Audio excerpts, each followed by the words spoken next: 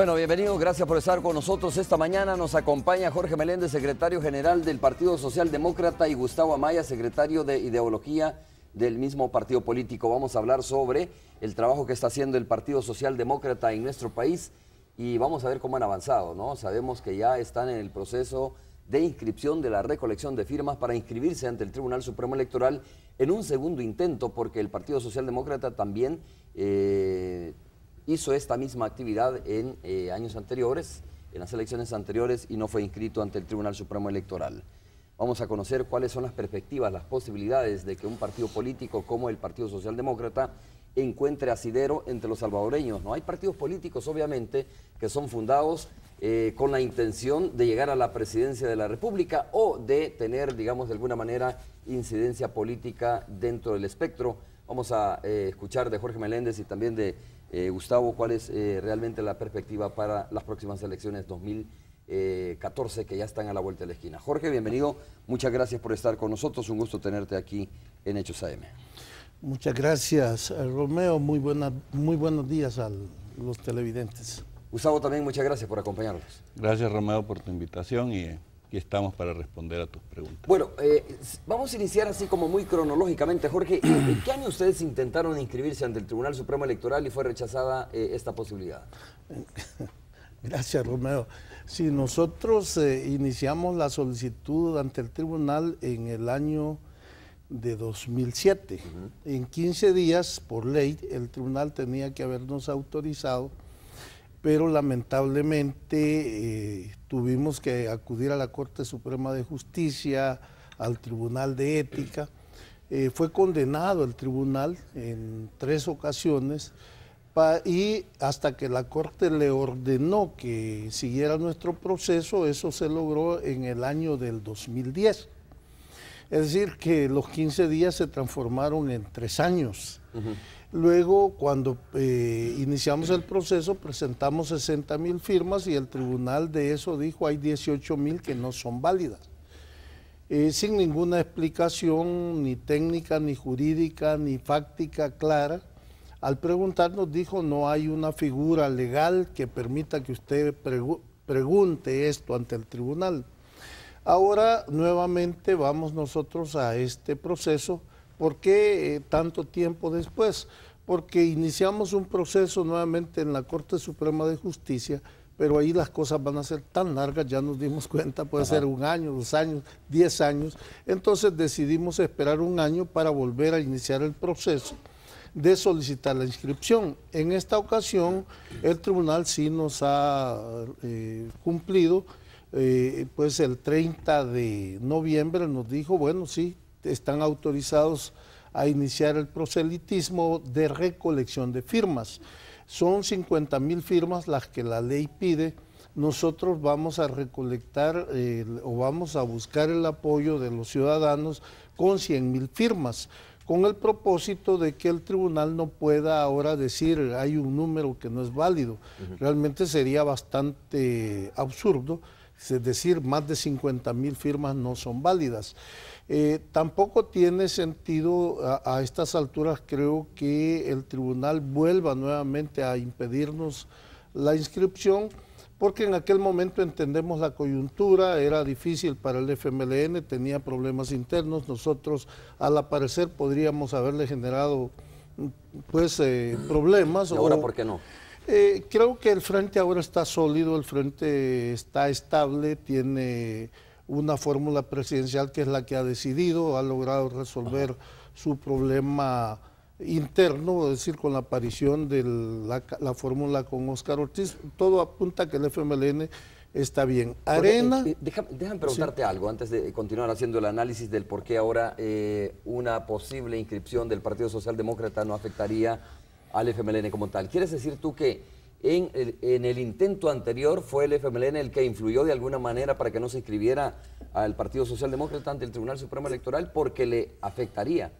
Yo creo que influye en los partidos políticos siempre porque después de los acuerdos de paz, pensando nosotros que los partidos se cuidarían y cuidarían el proceso, se les dio una injerencia total en el Tribunal Supremo Electoral.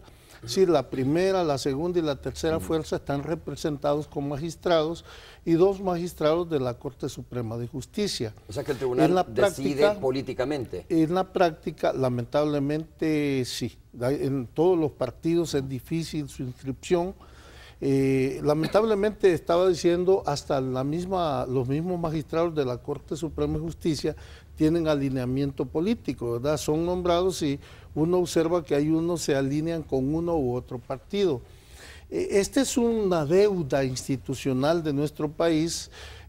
Obviamente no es que los partidos dicen a este sí, a este no, pero hay una búsqueda, digamos, de hechos jurídicos o fácticos que, de acuerdo tal vez a la conveniencia, dice esto me permite pues decir no, esto me permite impedir de verdad que alguien avance. No es que diga yo de que manera brutal y cínica dice vamos a impedir, pero obviamente cuando ven la oportunidad por A o B detalle lo hacen. Por eso es que digo, ahora presentando 100,000 firmas, muy difícilmente eso sucede. Esa es una deuda institucional. Ahora creo que todos hemos cobrado conciencia que el Tribunal Supremo Electoral debe separar sus funciones.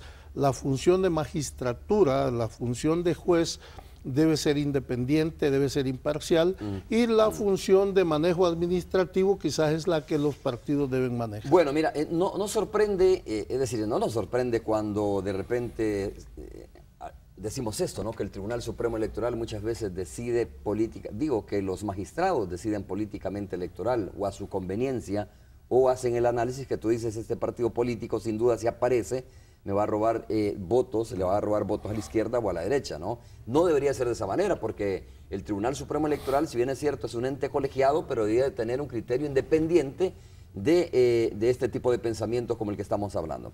Gustavo, ayúdanos tú a ver, ¿por qué ahora crees que la aparición del PSD no podría afectar a los partidos políticos, principalmente al FMLN, ya que el PSD sin duda tiene su filosofía es de izquierda, ¿no?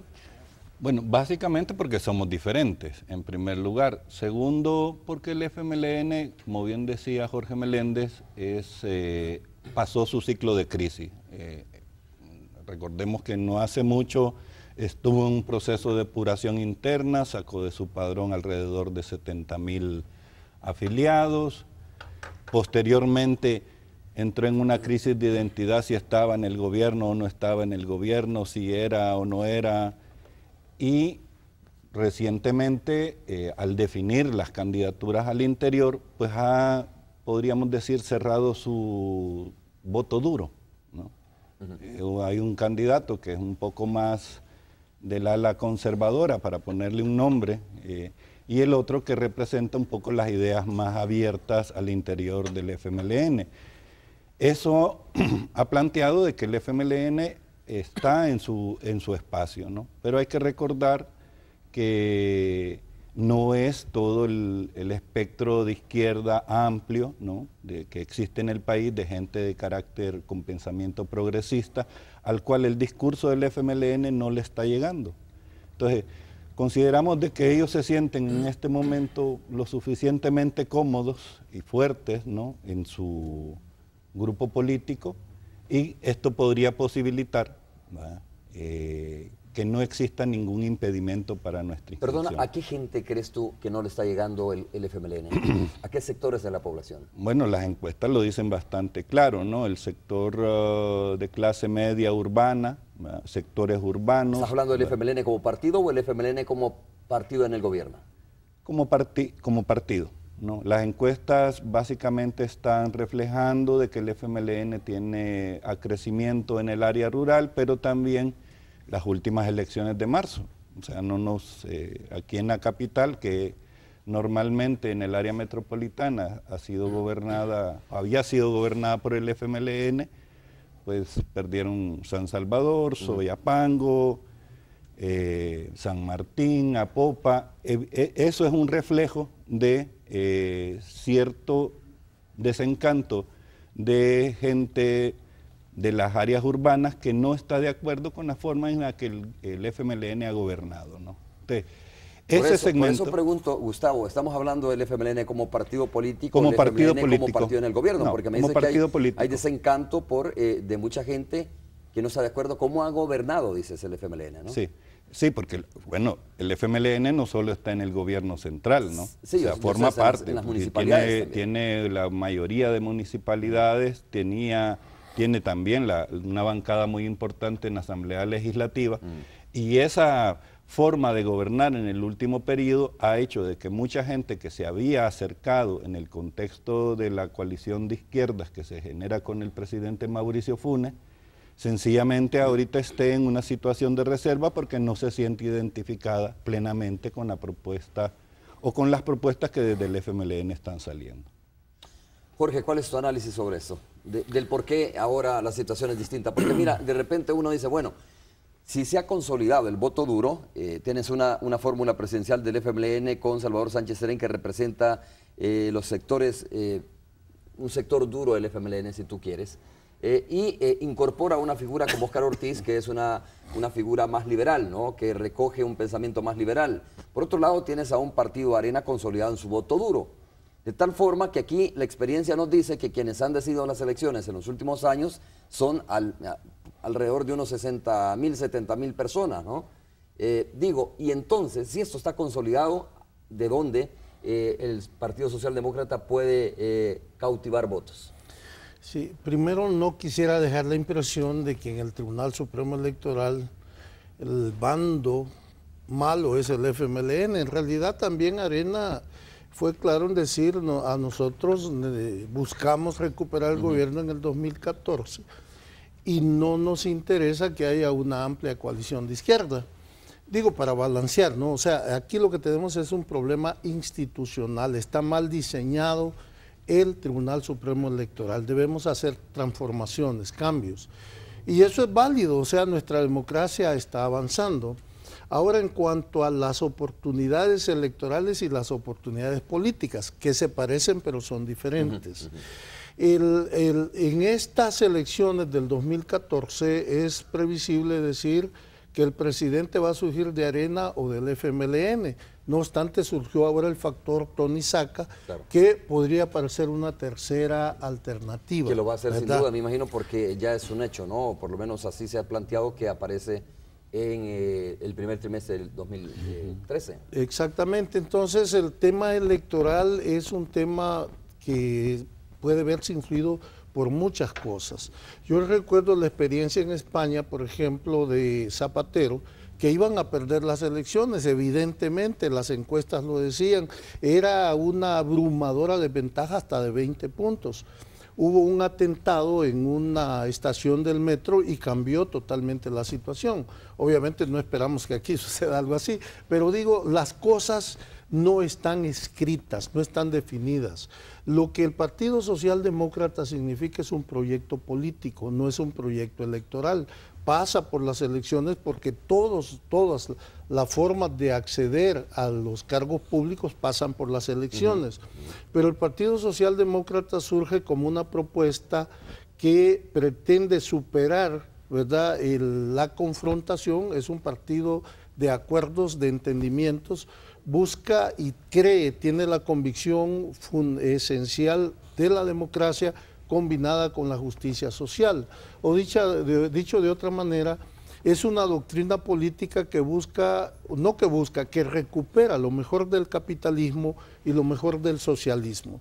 Esta es una corriente de izquierda que tiene 100 años, que en la práctica demostró que pudo respetar el sistema de democracia, pero pudo también crear un Estado, un gobierno fuerte, claro, que interviniera con una política práctica que se llama el Estado benefactor, para lograr corregir aquellas distorsiones que genera el mercado, sobre todo el problema de la justicia de oportunidades, la equidad, la solidaridad, ese tipo de aspectos que en la política no se pueden hacer si detrás no tienes una institución con una doctrina, con un pensamiento. Brevemente, ¿qué propone Arena? No lo sé, no tengo idea. Es decir, porque sus tareas históricas, que eran defender el sistema de democracia y de economía de mercado, lo logró. Esa ya no es una tarea. reactivar la economía después de la guerra, eso está terminado. Insertarse en la economía mundial, en la globalización. No solo nos insertamos, sino que se acabó la oligarquía. En las áreas estratégicas todas son transnacionales, ya no son los grupos económicos nacionales. Esa tarea terminó. ¿Qué nos propone ahora Arena? ¿Qué propone? ¿Qué significa? ¿Qué simboliza la candidatura de Quijano? No lo sé, no encuentro entusiasmo, no encuentro soluciones al problema de la pobreza, la desigualdad, el hecho de tener un país pobre, con poca democracia. Más bien me da temor que regresemos a posturas muy neoliberales o muy en función nada más de grupos económicos. ¿Qué representa el FMLN si me dice que es revolucionario? Y revolucionario es una teoría de la izquierda que se basa en la lucha de clases, que yo represento los intereses de una clase y busco destruir la clase enemiga para imponer un gobierno popular o una dictadura del proletariado, como se decía clásicamente. Obviamente el Frente no es eso, el Frente es un partido político, el presidente de la Asamblea Legislativa es del FMLN, en el gobierno principales ministerios están en manos de miembros del FMLN, Alba Petróleos es un proyecto económico, es decir, hay confusión y en la vida política los países necesitan una doctrina de pensamiento, es decir, una teoría que respalde cómo vamos a continuar haciendo que nuestra sociedad avance. Perdona, cuando dices hay confusión, ¿en qué sentido hay confusión? En el sentido, es decir, ¿qué significa revolucionario? Yo no sé si tú lo tienes claro como periodista, yo no lo tengo claro. Es decir, cambio, ¿no? Simple y sencillamente, la revolución es cambiar. Es decir, depende, porque si es una revolución tecnológica, administrativa, ¿dónde está? ¿Dónde está la propuesta? Yo no la veo confusa. Escucho un discurso de estar a la par del pobre, eso me gusta, ¿verdad? Pero jamás he escuchado, ¿verdad?, al FMLN decir, hacemos un parteaguas, el comunismo como modelo quedó atrás.